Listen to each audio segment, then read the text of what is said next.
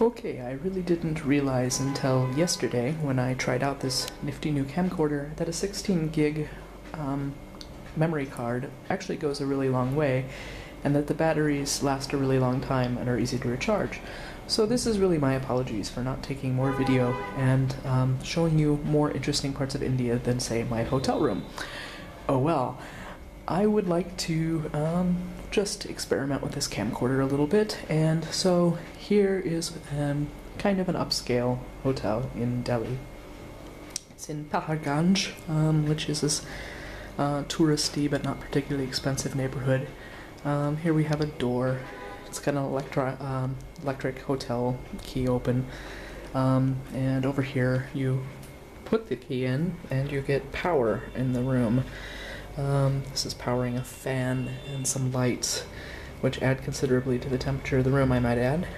So quite often I don't keep the lights on in here, even though it's kind of a dingy place. This is upscale, so there's there's a telephone over there, which could probably dial international, but would be very costly. And local, of course, and menu for room service, where you can get all sorts of wonderful, wonderful foods. Hi, hippo duckies. Usually you can't get a single bed in a room for less than what a double bed in a room would be. Hence this unbelievably large and quite, for me, since I sleep on the floor in my own room, extravagant spread, which I use largely for storage, as you might see. Okay. The local Gideons have provided a copy of the Bhagavad Gita in the room. I'm kidding about the Gideons part, of course. One issue even in kind of upscale places like this is the number of power outlets in the room. This place is pretty okay, since there's one here, one way over here, and if I really push it, one in the bathroom. It's really not so great, and some places may have only one, or heck, goodness knows, maybe none. Have to be a really cheap place, though. This place has a few things that are on, I think, all the time, even if I'm not keyed into the room over here, which is, I paid extra for this, plasma TV with quite a bit of cable, including BBC World, and wonderful devotional singing, both Muslim and also Hindu every morning, and would that I had noticed this much sooner. A nifty refrigerator. As you can tell, I've been enjoying quite a bit of mineral water and Coca-Cola, and some of that might have been a lot nicer if it were not warm, if it had been cold. I think if I had wanted to go find DVDs or something, there would be a DVD player right there. I think that's also always powered on. This is a nice place, like I said. Delhi has instituted a smoking ban, but you would never know it, because every room still seems to have an ashtray, and I think in this neighborhood that it is especially compulsory that they do so, in that a lot of foreign tourists come to Paharganj primarily to smoke pot, so there you go. Big closet, which I have absolutely no need for.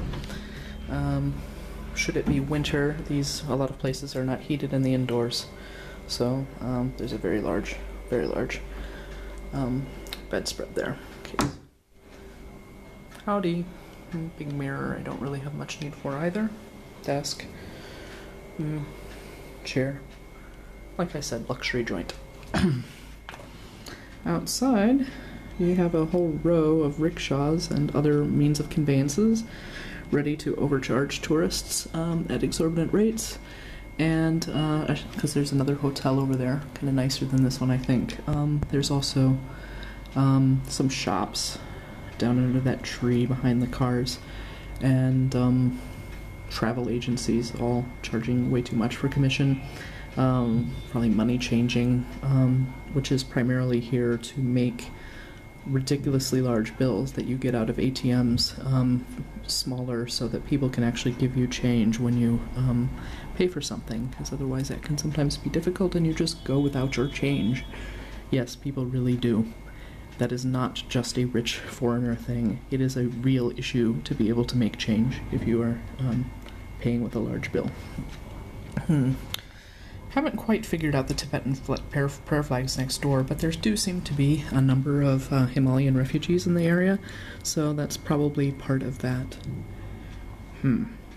Anything else around here outside? Not that I can show you very much of it at all.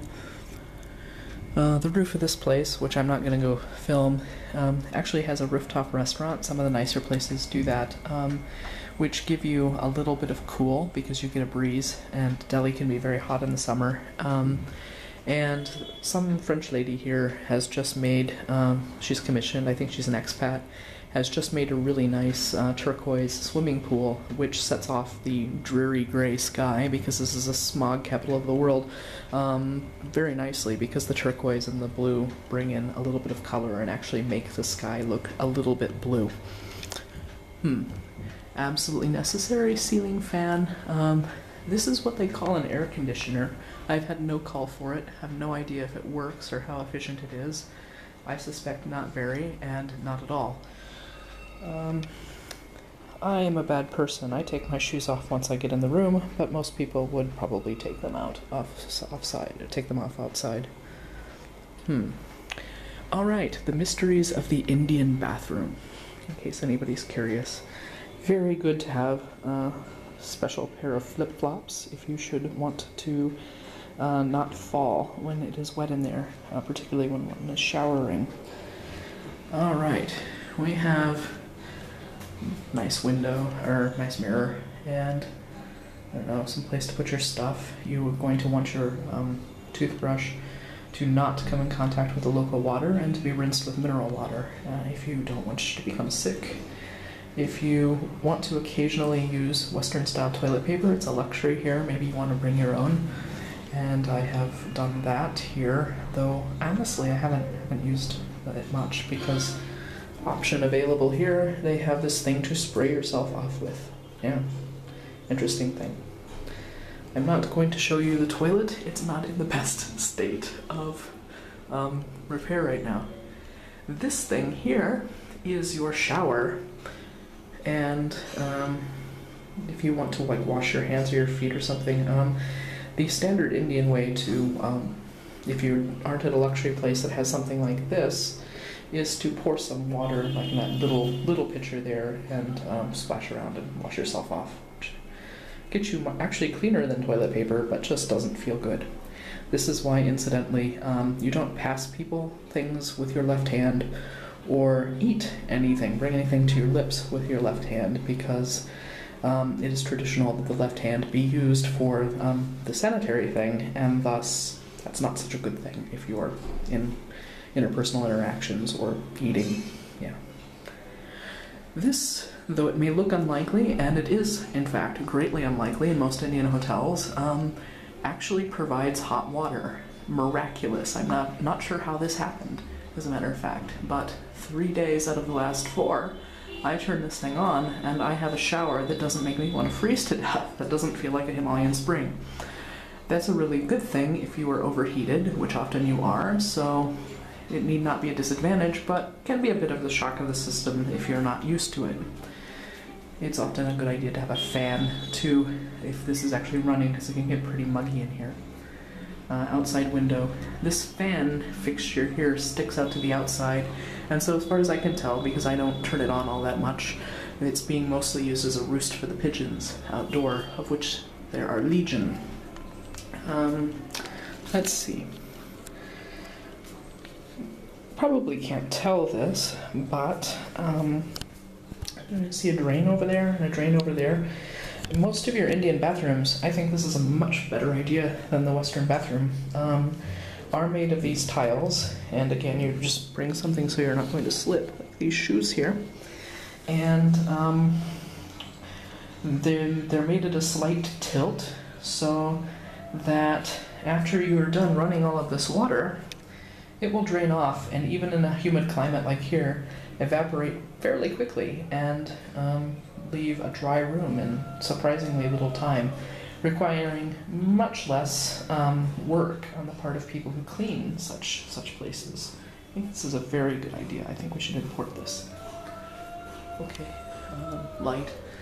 You might be wondering why there is a thick door with a lock, which apparently could be keyed shut in the bathroom, and that is because of privacy issues, in that unless a door is locked, it is more or less socially acceptable to enter it at any time. This is a gregarious society, so particularly if you're a woman and you're in the shower, it is a very good idea to just lock up the shower and not risk somebody walking in.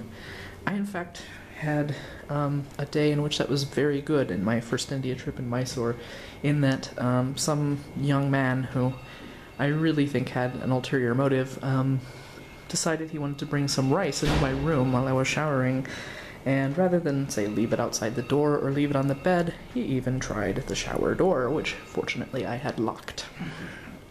Alright, this is an Indian room. There you go. This is considered luxury, even though you can tell it's kind of drab and in non-inspiring surroundings. So it's running about 5 times what I would like to pay, so at about $15–20 a night or something like that, whereas I would much rather pay about $5 at the tops. And honestly, I think next trip I will really do that. The main luxury I'm paying for here is an irregularly working hotspot, which allows my smartphone to be getting on the internet. It really isn't worth it. There are functional, that's the best word for it, internet cafes all over Delhi, all over most major metros, so it really isn't worth it. It's adding considerably to the room tariff. What was I going to say? Oh yeah, so if you were to go to a much cheaper place, it'd be smaller, it'd be dingier, but you'd probably still have a fan, still have an electrical outlet, and probably a phone and room service and Dobiwala to wash your clothes, if you pay them nicely. And so really, there's no reason to be paying as much as that I'm paying. It was a mistake. Anyway, this is the room. Say goodbye, hippo duckies. Goodbye, hippo duckies! And have a good day.